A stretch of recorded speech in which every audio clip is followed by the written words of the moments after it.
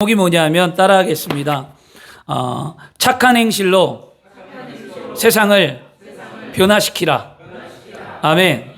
착한 행실로 세상을 변화시키라라는 제목으로 함께 은혜 나누길 원하는데요. 이 말씀을 준비하게 된 동기가 있었어요. 원래는 오늘 다른 말씀이거든요. 근데 다른 말씀을 써놨다가 어제 토요일날 나와서 자꾸 말씀이 바뀌더라고요. 이걸 꼭 해야 되겠다. 왜냐하면 이런 일이 있었어요. 명절날 조카하고 이런저런 이야기를 하는데 조카가 이런 얘기를 했습니다. 자신은 술자리가 싫다고 안 간다는 거예요. 자신은 절대 술자리를 안 간대요, 조카가. 그럼 믿음이 좋더라고요. 그래서 제가 그랬어요. 그러지 말고 가라. 술자리 가라. 그리스도인들은 세상의 빛과 소금이 돼야 한다고 하는데 안 가면 어떡하냐. 술자리 가서 술 안 먹으면 되지 않냐. 그리고 그리스도인들이 세상에 들어가서 살아가는 게 맞지 않겠냐. 그렇게 얘기했더니 이렇게 얘기했습니다. 차라리 삼촌 죄악의 자리에 가서 내가 죄를 짓는다면 안 가는 게 맞지 않아요? 라고 얘기했습니다. 저는 조카의 말을 인정해 주었어요. 그렇죠. 죄를 짓는 자리에 가서 죄를 짓을 것 같으면 안 가는 게 낫겠죠. 그런데 한 가지 아쉬운 게 있더라고요. 뭐가 아쉬우냐면 우리 그리스도인들이 대다수가 이렇게 생각한다는 거예요. 세상을 죄악시하고 그리스도인들은 거룩해야 되고 세상과 구별되어야 된다는 이 말 때문에 아예 우리는 세상을 접하려고 하지 않는다라는 것을 보게 됩니다. 그래서 자신의 신앙이 흔들릴까 봐 모임이나 아니면 회식이나 가족이나 세상의 친구나 함께할 자리에 우리가 믿는 자라는 이유 때문에 안 간다라는 거였어요. 그리고는 이렇게 말하죠. 우리는 나는 오늘도 세상의 유혹을 이기고 나는 승리했다라고 스스로 말한다라는 거예요. 저는 이게 너무 좀 안타까웠어요. 근데 왜 이 말을 준비했냐? 조카가 이런 얘기를 했습니다. 삼촌, 난 삼촌 성도가 아니야. 삼촌 교회 가서 성도님들께 그런 얘기 해줘. 그래갖고 제가 오늘 이 말씀을 준비했습니다. 그게 조카니까 안 들으려고 하더라고요. 그래서 여러분들은 듣고 진짜 이렇게 살았으면 좋겠어요. 그래서 주 안에 사랑하는 여러분은 어떻게 생각하십니까? 우리 그리스도인들이에요. 가야 할까요? 가지 말아야 할까요?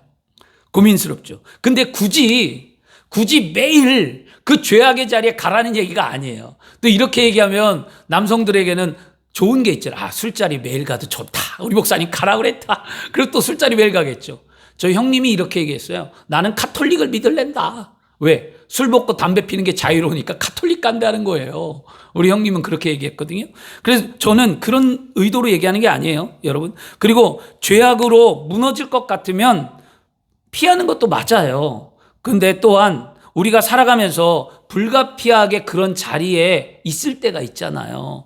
그러면 세상에 우리는 믿지 않는 자들에게 복음을 전할 수 있는 귀한 자리라는 것을 생각해야 됩니다. 그리고 우리가 그런 이유 때문에 나의 신앙 이유 때문에 그 분위기를 깨버리면 안 돼요.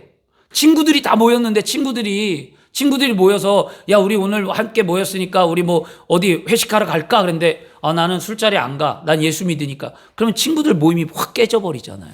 그게 그리스도인들의 모습이었어요. 지금까지. 분위기를 깨고 내 신앙 때문에 다른 사람을 불편하게 하면 안 돼요. 여러분. 신앙은 나의 것이잖아요. 성경은 다른 신앙으로 다른 사람을 불편하게 하는 게 아니라 하나가 되게 하라 그랬잖아요. 하나가 되는 건 뭘까요? 내가 좀 이해하고 용납하고 품으며 그 상황을 이겨내는 거죠. 그래서 오늘 마태복음 5장 16절 말씀에 이런 말씀이 있습니다. 예수님 말씀해요. 너희가 빛이 사람 앞에 비추게 하여 그들로 너희의 착한 행실을 하고 하늘에 계신 너희 아버지께 영광을 돌리게 하라. 우리가 세상에 가서 하나님은 우리를 세상에 보냈는데 세상에 가서 우리가 빛이 되고 우리의 뭐예요? 착한 행실. 여러분이 그 속에서 얼마든지 안 무너지도록 신앙이 흔들리지 않도록 그리스도인다운 착한 행실로 말미암아 그 세상을 당당히 이겨내라는 거지 피하라고 말하지 않아요. 여러분, 우리는 더불어 살아가는 줄 믿습니다. 그리고 우리의 사명은 뭐냐면요, 이 어두운 세상을 빛으로 비추는 게 우리의 사명입니다. 분명 우리는 착한 행실인 복음을 세상에 증거하는 데 잊지 마시길 바랍니다. 그러면 우리의 믿음의 상태가 어떠해야 할까요?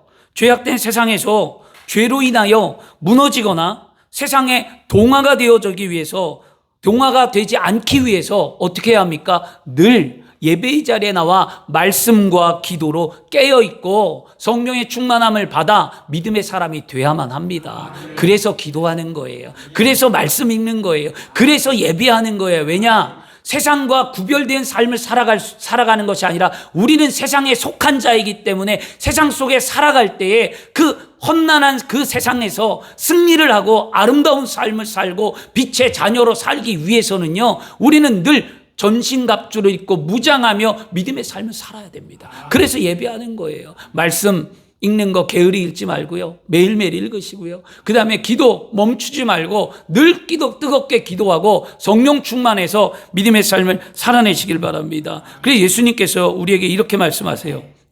마태복음 10장 16절에 제가 이 말씀을 조카에게 했는데 안 받아들이더라고요. 이게 뭐냐면, 보라, 내가 너희를 보냄이 양을 이리 가운데 보냄과 같도다. 그러므로 너희는 뱀같이 지혜롭고 비둘기같이 순결하라.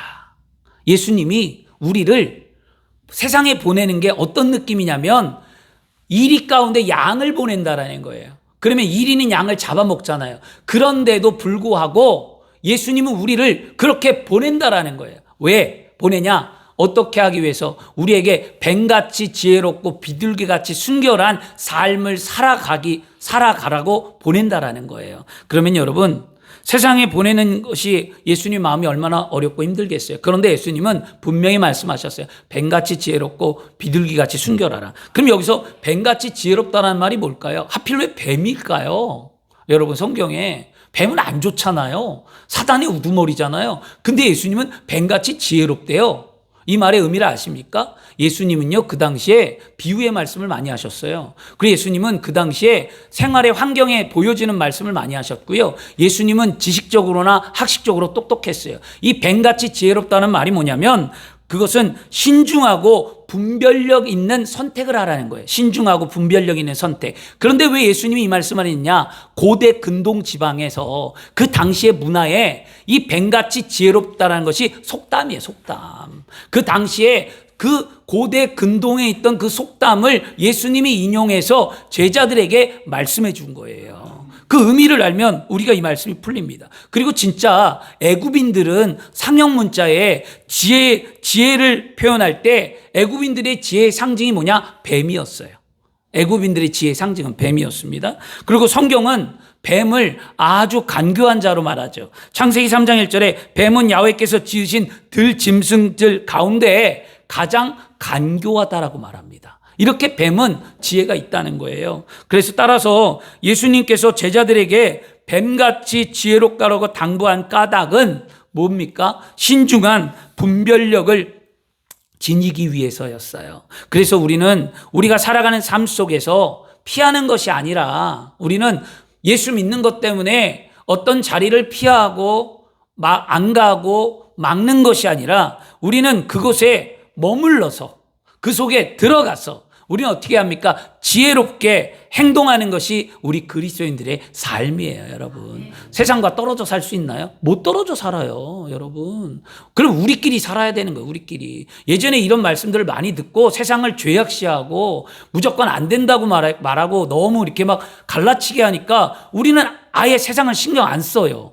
그냥 악한 것이라고 치부해버리는 거죠. 그런 신앙이 아니라 우리는 들어가셔야 되는 거예요.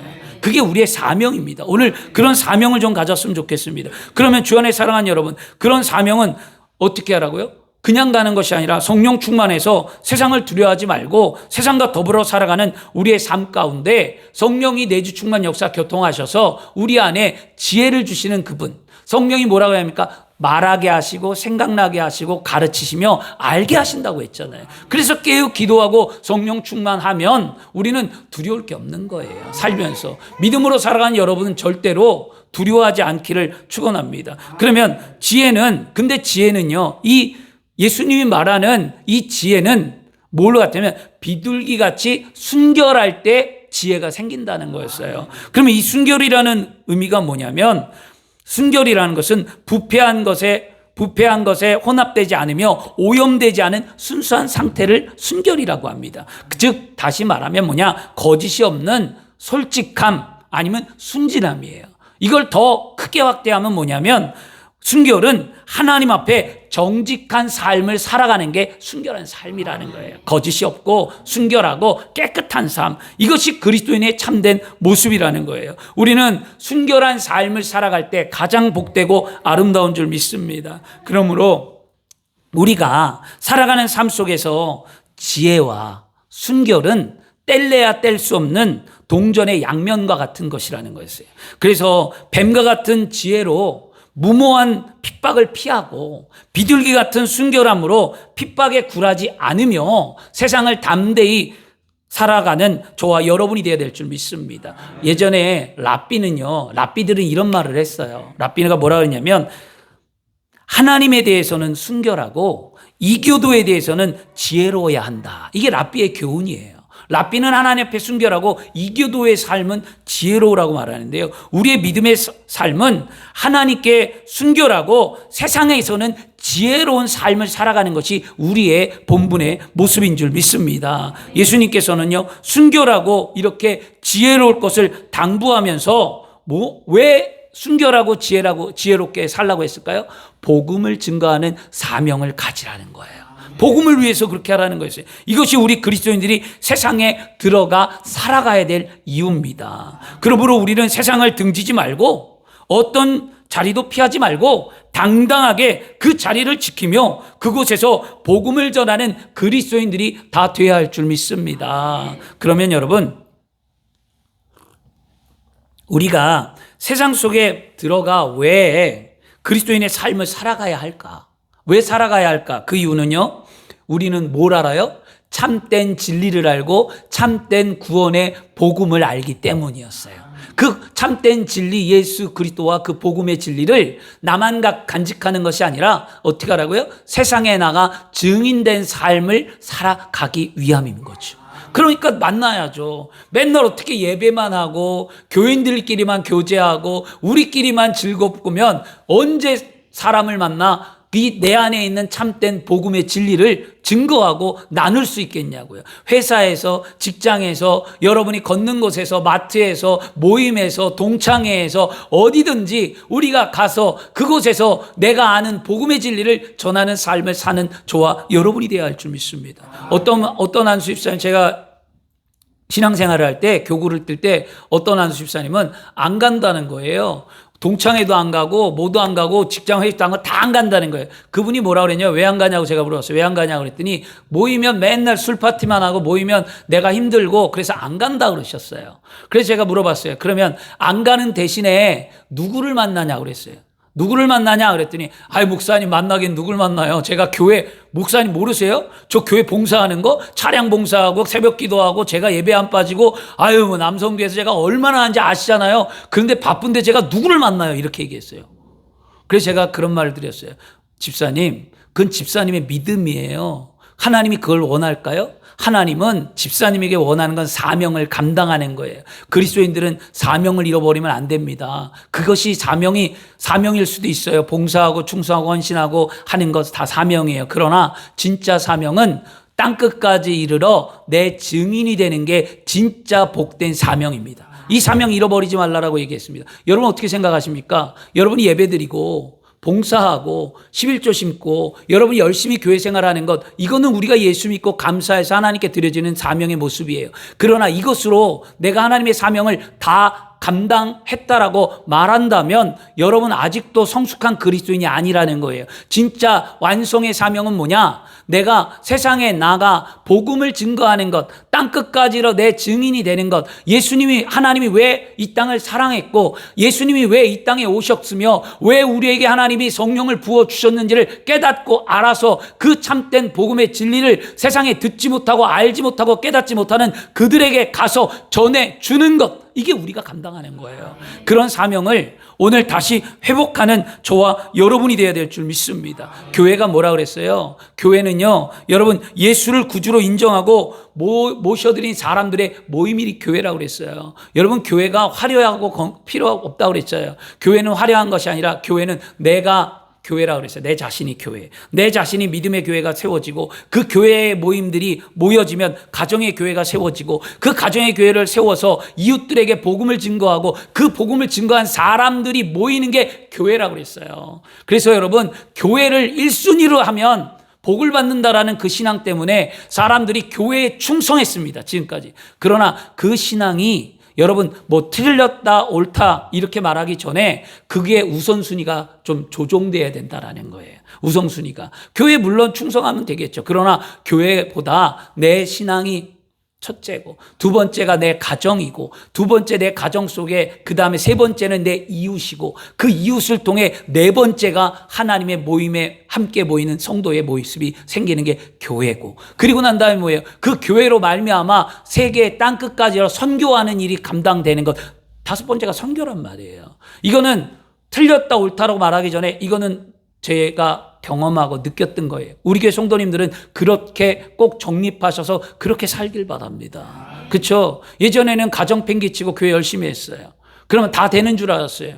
그러면 가정은 병 들어가는 세대가 되어버렸고요. 가정을 지킨다고 열심히 했는데 가정이 또 무너질 때도 있었습니다. 그럼 어떻게 해야 할까요? 여러분의 신앙이 먼저 잘 세우시길 바랍니다. 오늘도 다른 거 생각하지 말고요. 이 말씀은 오늘 하나님이 나에게 주시는 말씀이구나.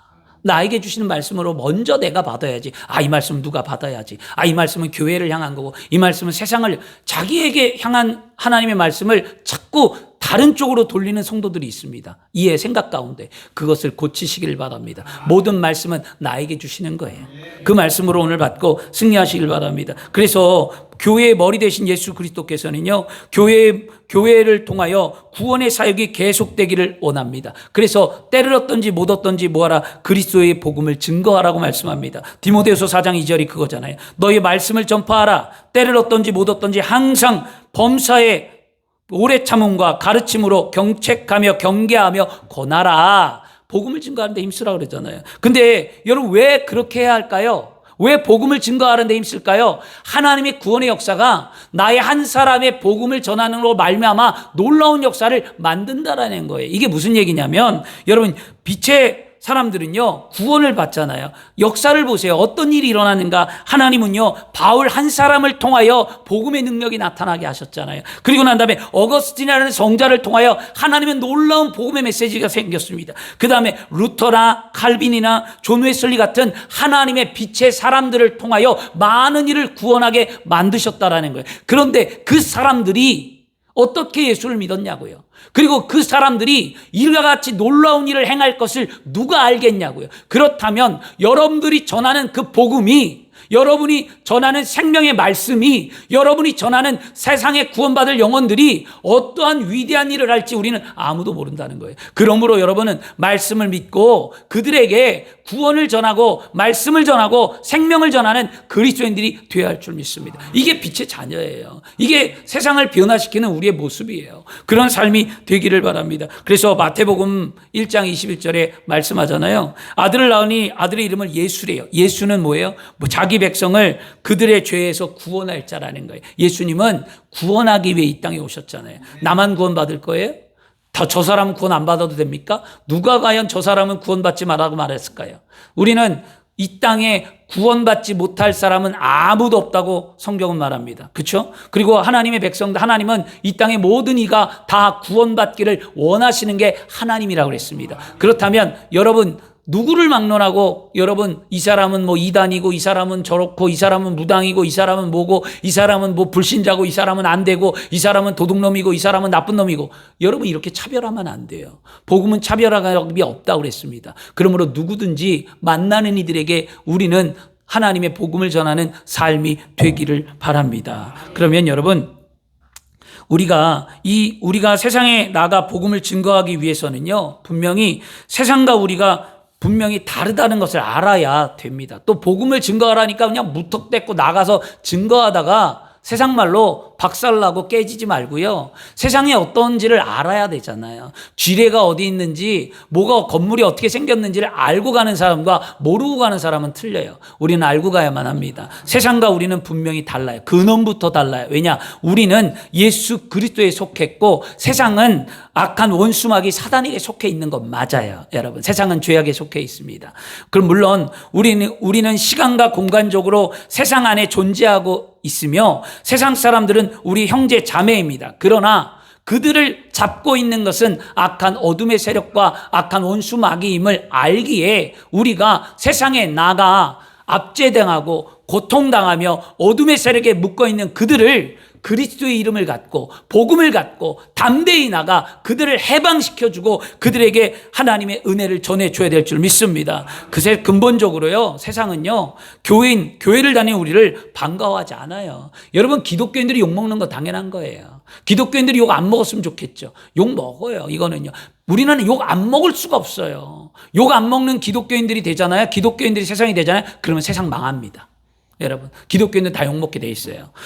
그리고 기회만 있으면 우리를 세상은 핍박하고 유혹하고 무너뜨리려고 합니다. 그래서 우리가 살아가는 것이 힘들어요. 예수 믿는 거 힘들다고 그랬잖아요. 믿음 생활하는 거 쉽지 않다고 했잖아요. 요한복음에 볼까요? 요한복음 15장 18절에 예수님이 말씀하기를요, 세상이 너희를 미워하면 너희보다 먼저 나를 미워하는 줄 알라. 세상이 미워하는 것은요, 우리를 미워하는 것이 아니라 우리가 복음을 갖고 있고 예수 그리스도를 알기 때문에 예수 그리스도를 아는 그것을 미워하는 거죠. 왜? 악한 원수마귀니까. 그러면 요한일서는요, 요한 사도가 말할 때 요한일서 3장 13절에 형제들아, 세상이 너희를 미워하여도 이상히 여기지 말라. 세상이 미워해도 이상하지 뭘 말래요. 그런데 여러분, 예수님께서 십자가의 고난을 앞두고 겟세마네 동산에서 기도하신 내용이 17장이잖아요. 요한복음 17장에 이 세상에 미워하는 거에서 이렇게 말씀합니다. 17장 14절과 16절에 내가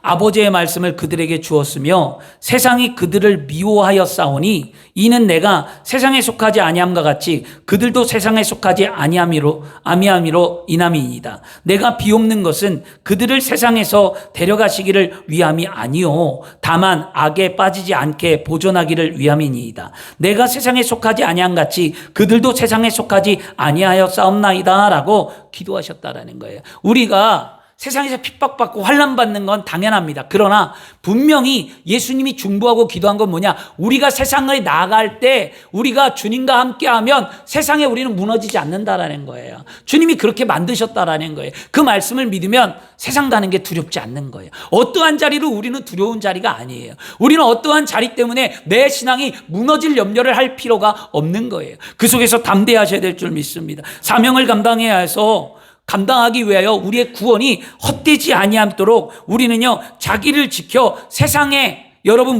세속에 물들지 않기 위해 깨어 있어야 돼요. 그렇죠. 그 다음에 우리는 그렇게 경건의 삶을 살고 우리 중에 누구든지 세상과 벗대고자 한다면 그 사람은 하나님과 원수된 자인 줄 믿습니다. 야고보가 말하는 거예요. 세상과 벗대려 하면 하나님과 원수된대요. 이걸 아는데도 불구하고 우리가 세상에 들어가 무너질까요? 아니에요. 우리에게는요, 좋은 게 있어요. 무너지면 다시 와서 회개하면 되잖아요. 은혜의 보좌 앞에 담대히 나와 때를 따라 돕는 은혜를 얻고자 주 앞에 기도하면 되잖아요. 이게 감사한 거예요. 내가 세상을 이기러 나갔는데 기도도 안 하고 말씀도 안 보고 연약해갖고 세상에 들어가 그 죄악에 무너졌어요. 내가 술 한잔을 할 수도 있고, 내가 여러 가지 세상의 죄악 가운데 살다가 무너질 수도 있어요. 그러면 그것 때문에 괴로워하는 것이 아니라 어떻게 합니까? 오늘 이 시간 주일날 왜 옵니까? 한 주간에 가족들과 함께 뭐 하셨어요? 명절날 여러분 막 술 파티 하시고 노시고 그러셨어요? 아니면 말씀 읽지 아니하고 여러분 그리스도의 생각 없이 세상에 동화되어 삶을 사셨나요? 그러면 오늘 이 시간 어떻게 합니까? 하나님께 회개하는 거예요. 하나님, 내가 세상과 동화되었어요. 세상의 그런 쾌락과 즐거움을 취하여 가족과 함께 삶을 살았습니다. 그런데 하나님, 오늘 이 시간 생각해 보니 내 마음이 주께 향하길 원하오니 나를 정결케 하옵소서. 예수 그리스도의 보혈을 의지하고 기도하면 되잖아요. 이게 우리에게 특권이잖아요. 그러므로 여러분, 죄 짓는 거 두려워하지 마시고요, 담대히 나가 전하시고요. 쓰러지고 낭망할 때 다시 일어나 주님 전에 나와 회개하고 기도하고 새 힘을 얻고 또 다른 내일을 소망하며 살아가시기를 바랍니다. 여러분, 빛의 자녀로 세상에 나가 구원의 복음을 전하기 위해서는 우리는 날마다 하나님의 뭐하라? 전신갑주를 입어야만 합니다. 통치자들과 권세자들과 이 어둠의 세상 주권자들과 하늘에 있는 악한 영들에 대항하여 선한 싸움을 싸우려면 무장해야 된다라는 거예요. 에베소서는 그렇게 말하잖아요. 그런 무장이 어떻게 일어납니까? 깨어 기도하고 말씀 듣기를 게으리 하지 아니하며 예배의 자리에 날마다 나온 자들이 전신갑주를 입는 거예요. 그런 삶이 되기를 바랍니다. 그러므로 세상을 절대로 두려워하지 말고 세상은 우리가 구원의 복음으로 물들여야 하는 세상임을 깨닫고 여러분 사명감이 불타올라 여러분 세상 속으로 복음을 들고 나가는 저와 여러분이 되어야 될 줄 믿습니다. 그러면 여러분, 예수님은 우리에게 그럼 어떤 사명을 주었냐는 거예요. 이 사명이 그러면 왜 우리는 이렇게 해야 할까요? 복음이라는 것 때문이었어요. 복음이 뭡니까? 십자가 은혜로 날 구원한 거예요. 그래서 여러분, 십자가의 구원의 은혜를 잊지 말라는 거예요. 헛되이 받지 말라는 거예요. 여러분, 다른 것 구하지 마시고요. 믿음 앞에 나올 때 십자가로 말미암아 내가 구원받았던 하나님의 자녀라는 그 신앙이 깊이 내재되어 있어야 우리의 삶이 달라지는 거예요. 구원의 감격이 없으면 우리는 아무것도 할 수 없습니다. 구원의 감격으로 오늘 회복되어야 될 줄 믿습니다. 요한복음 17장 18절에도 아버지께서 나를 세상에 보낸 것 같이 나도 그들을 세상에 보냈다라고 말하잖아요. 뭡니까? 예수님은요, 우리를 세상에 보낸대요. 왜냐? 복음을 증거하기 위해서 보내는 그 주님 앞에 믿음의 삶을 살아서 예수의 이름을 갖고 세상의 어둠 권세를 물리치는 저와 여러분이 되어야 될 줄 믿습니다. 영원히 잘못된 죄 가운데 종살이하고 사람들에게 힘든 삶을 살아가는 그들을 예수의 이름의 복음으로 해방시켜 주길 바랍니다. 마귀에게 도적질 당하고 착취당해서 힘든 그들에게 그리스도의 복음을 증거해서 그들의 삶이 평안해지도록 만드시길 바랍니다. 악한 원수 마귀에게 마음이 빼앗겨서 육체가 병들고 환경이 병든 그들에게 영혼이 잘되고 범사가 잘되고 강건할 수 있는 예수 그리스도의 복음을 증거함으로 말미암아 그들을 다 고쳐주시길 바랍니다. 그러려면 얼마나 할 일이 많겠어요. 일이 없다고요? 그리스도인들이 말합니다. 저는 들어요, 가끔. 목사님, 예수 믿고 어떤 일을 하냐요. 왜 할 일이 없어요? 복음을 증거하고 그들에게 찾아가기도 바쁜데 할 일이 없다고요? 많아요, 여러분. 저도 회개했어요, 하나님 앞에. 제가 많이 바빴잖아요. 교구도 뛰고 막 학생 저기 할 때 바빴을 때 하고 개척하고 난 다음에 너무 시간이 많으니까 제가 할 일이 없다고 말했어요. 저희 사모한테. 나 할 일이 없어. 왜 안 나가냐, 교회에. 처음에 6개월은 진짜 힘들었어요. 같이 있으니까 막 부딪히는 거야. 너무 오래 같이 있으니까. 지금은 좀 나아졌지만 눈만 뜨면 맨날 아침 새벽에 나갔다가 저녁 늦게 들어오던 내가 눈만 뜨면 맨날 집에 있는 거야. 눈만 뜨면 집에 있으니까. 왜냐? 새벽 기도하고 집에 가 있고 그 다음에 수요 예배하고 집에 가 있고 금요 예배하고 집에 가 있고 제가 예배 다 해요. 근데 교회 나오면 잠깐 있다가 가고 집에 가서 말씀 보고 또 하는데 집에 있는 시간이 길어지니까 부딪히는 시간이 많은 거예요. 근데 왜 안 가니? 그래서 제가 누가 밥 주는 사람이 있냐? 돈은 어디서 나냐? 밥은 어디서 먹냐? 그렇게 얘기하고 교회 전기세는 누가 내냐? 나 힘들다. 그렇게 내가 핑계를 낸 거예요. 그리고 성도가 있어야 신방을 하지. 그랬습니다. 그랬더니 기도하라고 얘기하더라고요. 저희 사모가. 그래서 저보다는 좀 지혜로운 면이 있어요. 그리고 싸웠을 때 힘들었을 때 그 느낌이 뭐냐면 제가 그걸 회개한 거예요. 내가 바쁘지 않다 그랬는데 지금 돌이켜보니까 올해 제 신앙을 돌이켜보면 뭐냐면 내가 할 일이 너무 많은 거예요. 이 말씀을 준비하면서 나의 사명이 막 불타오르면서 내가 할 일이 얼마나 많은가.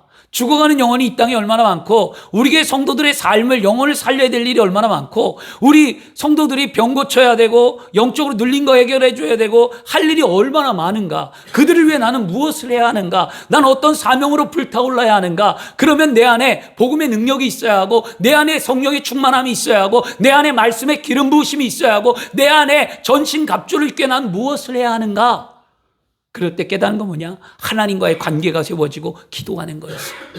그걸 깨닫고 나니까 이 말씀이 풀어지기 시작했다는 거예요. 여러분, 우리 할 일 많아요. 예수 믿고요. 여러분, 어떤 틀에 박혀갖고 타임이 쫓으면 잊어버려요. 저도 훈련받을 때 틀에 박혀갖고 교회에서 훈련받고 하다 보니까 틀에 박힌 생활하다 보니까 잊어버리는 거예요. 영혼의 소중함도 잊어버리고 주님의 사랑도 잊어버리고 그냥 해야 되니까 했던 내 삶이 지금은 틀을 깨고 나니까 진짜 내가 원하는 게 뭔가, 하나님이 원하시는 게 뭔가, 내가 주님 앞에 원하는 삶을 어떻게 드려야 하는가를 고민하게 되면서 달라졌다는 거예요.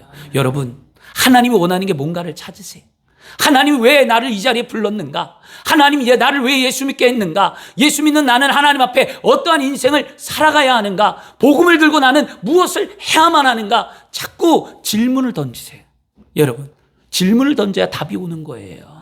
믿음은 알길 원하는 거예요. 질문을 자꾸 살아계신 하나님 앞에, 여러분 다 알아요? 믿음이 다 온전해요? 다 알아요? 몰라요. 하나님 앞에 물어요. 자꾸 하나님, 나의 가정은 왜 이래요? 하나님, 나 병든 거 어떻게 해요? 하나님, 나 물질을 어떻게 해결할까요? 하나님, 나는 믿음의 삶을 어떻게 살아가죠? 하나님, 내 아내의 마음이 녹아지게 해주세요. 내 남편이 이렇게 해주세요. 하나님, 이러면 안 되나요? 나는 어떡할까요? 하고 자꾸 묻는 이런 것이 기도라는 거예요. 제가 기도가 깊어지고 기도가 더 많아졌던 건 뭐냐면 이 질문이었어요. 하나님, 어떻게 할까요? 하나님, 우리 성도들을 어떻게 기도할까요? 어떻게 변화시킬까요? 무엇을 해야만 합니까? 물을 때마다 그 사인이 올 때까지 묻잖아요. 그러니까 기도가 길어지는 거예요. 여러분, 우리 오늘 그런 삶이 되어야 할 줄 믿습니다. 그래서 구원을 전하고 사명을 전하시길 바랍니다. 예수님께서 부활하시고 나서 승천하시고 난 후에, 승천하시기 전에 마가복음 16장의 대미를 잠식하는 말씀이 이거잖아요. 너희는 온 천하에 다니며 만민에게 복음을 전파하라. 믿고 침례를 받는 사람은 구원을 얻을 것이요 믿지 않는 사람은 정죄함을 받으리라. 믿는 자들에게 이런 표적이 따르니 곧 그들이 내 이름으로 귀신을 쫓아내며 새 방언을 말하며 뱀을 잡아 올리어 무슨 독을 마실 자도 해를 받지 않으며 병든 사람에게 뭐 한다고요? 손을 얹은 즉 나으리라. 주 안에 사랑하는 여러분, 우리가 세속에 세상에 들어가려면, 복음의 기쁜 소식을 가지고 가려면 이와 같은 능력이 있는 삶이 되어야 하는 거예요. 오늘 능력 달라고 기도하셔서 세상에 하나님의 나라가 여러분을 통해 임하기를 원합니다. 그리고 세상 사람들로 하여금 그리스도인의 몸된 교회로 데려오기를 원합니다. 이것이 우리 그리스도인들의 뭐예요? 사명이에요. 내가 착한 행실로 세상을 변화하는 건 뭐냐? 착한 행실은 진짜 내 안에 그리스도의 삶을 살아가는 모습을 통하여 내 말이 진리이고 내 말이 참됨을 세상이 알게 하는 게 착한 행실이에요. 그러면 변화돼야 되겠죠. 여러분이 말이 변화되고 행동이 변화되고 믿음이 변화되고 모습이 변화되고 여러분의 삶이 변화되지 않고는 여러분의 삶에 착한 행실이 절대 나갈 수가 없어요. 여러분, 오늘부터 달라지시기를 그리스도 이름으로 축원합니다. 그래서 우리 안에 불안한 요소가 있다면 그 불안한 요소를 이제는 떨쳐버리고 담대히 세상에 나가 아름다운 삶을 살기를 바랍니다. 요한복음 17장 16절에 내가 세상에 속하지 아니한 같이 그들도 세상에 속하지 아니하게 하옵소서. 예수님은 우리를 위해 기도하고 계세요. 이미 기도하셨어요. 우리가 세상에 무너지지 않도록 그걸 믿는다면 우리는 세상에 담대히 나가시길 바랍니다. 말씀 마치겠습니다. 오늘 말씀을 통해서 우리가 그리스도인이 어떤 삶을 살아야 되는지 배웠습니다. 구원은 오직 예수 그리스도를 믿는 자들에게 하나님이 주시는 구원의 선물입니다. 그 기쁜 구원의 소식을 반드시 전하는 사명을 이루는 저와 여러분이 되어야 될 줄 믿습니다. 그러므로 우리는 세상 가운데에 있지만 이 세상에 속하지 않고 오직 예수 안에 있으므로 하나님의 말씀 뜻대로 복음을 증거하는 삶을 살아내야 될 줄 믿습니다. 우리가 세상 가운데 살고 있지만 세상에 속하지 않은 삶을 살기 위해서 분명히 우리는 뭐 해야 합니까? 성령 충만해야 하죠. 그것을 뭐라고 얘기합니까? 오늘 말씀의 요지는 그거였어요. 말씀은 너희는 세상이 뭐예요? 소금과 빛이래요. 소금이 맛을 잃으면 발핀되잖아요. 그러니까 여러분 왜 힘든 삶을 살겠어요? 능력 있는 삶을 살아요. 빛이 제대로 비치지 않으면 아무것도 볼 수 없다고 했습니다. 그래서 너희는 착한 행실로 하나님께 영광을 돌리래요. 그러면 내가 믿음이 하나님 앞에 아름다운 삶이 되어야만 합니다. 세상을 이기려면, 가정이 복을 받고 아름다워지려면 뭐예요? 나의 착한 행실이 필요한 거예요. 여러분이 변화되면 남편 예수 앞에 와요. 여러분이 변화되면 아내도 오고 자녀도 오고 가족들 다 와요. 나의 착한 행실이 없기 때문이에요. 저도 마찬가지예요. 우리 교회가 부흥하려면 제가 착한 행실을 가지면 부흥할 수 있습니다. 그래서 제가 늘 기도하는 거, 하나님, 내가 진짜 믿음 안에 착한 행실을 갖게 해달라고. 나는 어떤 착함이 있지? 나는 어떤 열정이 있고 어떤 믿음의 삶이 있을까? 내 안에는 어떤 빛이 있고 나는 어떤 소금 역할을 감당할까? 내가 주의 종이지만 여러분에게 부끄러움이 많은 거예요. 그렇게 수많은 말씀을 전했는데도 이게 안 되는 나의 모습들이 나타나는 거였어요. 여러분, 우리 오늘 변화되셔야 돼요. 여러분의 착한 행실이 세상을 바꿉니다. 여러분의 착한 행실이 가정을 구원하고, 여러분의 착한 행실이 죽어가는 영혼을 살리고, 여러분의 착한 행실이 하나님을 감동시켜요.